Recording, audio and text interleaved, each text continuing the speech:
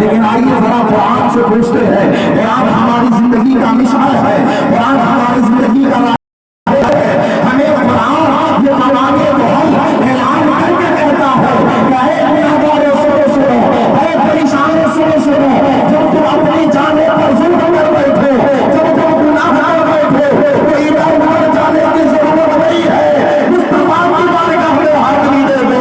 جب مصطفیٰ کی بارگاہ میں حاضری دے دو گے تو اللہ تعالیٰ تمہارے گناہوں کی مغفرت فرما دے گا۔ اس لیے تو سرکار اعلیٰ حضرت نے فرمایا، کیا فرمایا؟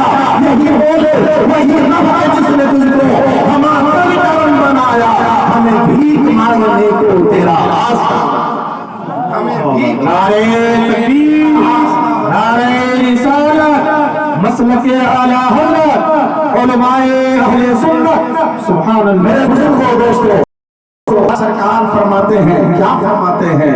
واہ کیا جود و کرم ہے شہ بقا تیرا، نہیں سنتا ہی نہیں مانگنے والا تیرا۔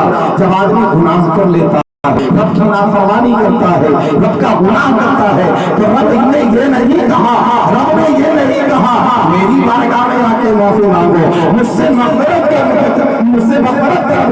بلکہ رب تبارک تعالیٰ فرماتا ہے میرے مصطفیٰ کی بارگاہ میں حاضری دے دو، تمہارے گناہوں کی مغفرت کر دوں گا، تمہاری بخشش کر دوں گا۔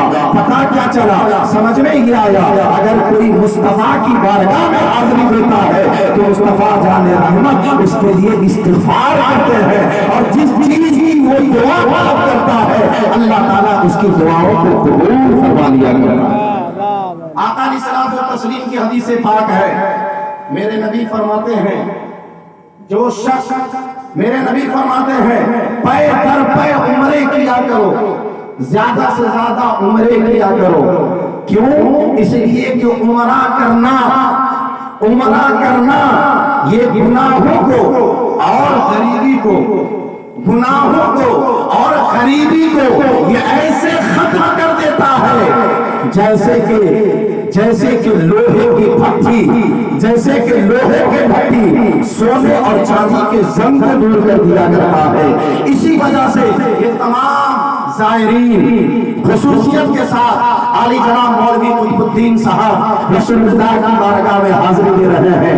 بڑی بڑا افسوس ہوتا تھا، یہ کئی سالوں سے کوشش کر رہے تھے کہ کسی طرح سرکار کی نظر کرم ہو جائے اور ہماری وہاں پہنچ ہو جائے۔ اسی لیے تو کہا حضرات لاکھ بنتے ہیں بن کر ٹوٹ جاتے ہیں، وہی مدینہ جاتے ہیں جنہیں سرکار بلاتے ہیں، وہی مدینہ جاتے ہیں جنہیں سرکار بلاتے ہیں۔ تو میرے نبی کی بارگاہ ایسی بارگاہ ہے کہ جو جس چیز کی طلب کرتا ہے، جو چیز کا ڈیمانڈ کرتا ہے، جو چیز کا مطالبہ کرتا ہے، میرے مصطفیٰ اسے کرتے ہوئے نظر آتے ہیں۔ اعلیٰ حضرت سرکار نے فرمایا واہ کیا مرتبہ، واہ کیا جود و کرم ہے شہ بقا تیرا، واہ کیا جود و کرم ہے شہ بقا تیرا، نہیں سنتا ہی نہیں مانگنے والا تیرا۔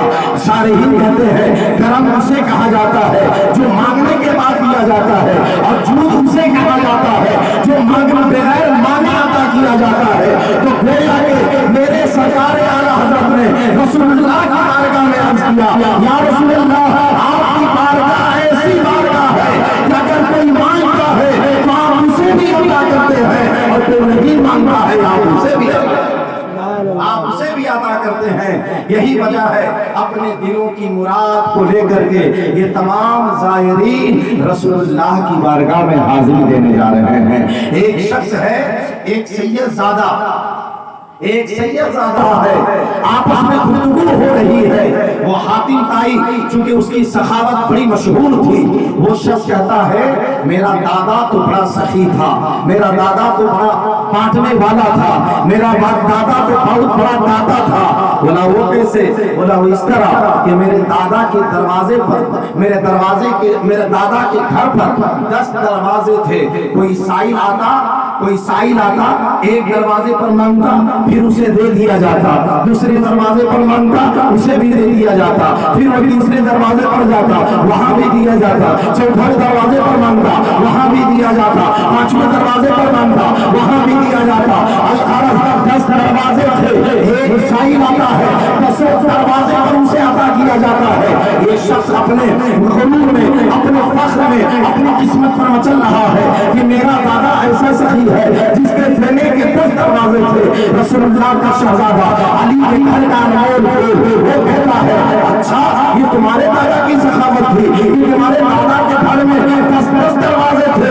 ارے سنو، میرے دادا کی، میرے نانا کی سخاوت ایسی تھی، میرے نانا کی سخاوت ایسی تھی کہ تمہارے دادا کے گھر میں 10 دروازے اس لیے تھے کہ اس کی ضرورت ایک دروازے پر نہیں پوری ہوئی تھی، جبھی سے دوسرے دروازے پر جانا پڑتا تھا، جبھی سے تیسرے دروازے پر جانا پڑتا تھا، جبھی سے چوتھے دروازے پر جانا پڑتا تھا۔ لیکن میرے نانا کے دروازہ، میرے نانا کی سخاوت کا عالم یہ تھا، ایک ہی دروازہ تھا اور اسی ایک دروازے پر اسے اتنا دے دیا جاتا کہ اسے دوسرے دروازے پر جانے کی ضرورت ہی نہیں پڑتی، دوسرے جگہ جانے کی ضرورت نہیں پڑتی۔ تو میرے بزرگوں دوستو، یہ حضرات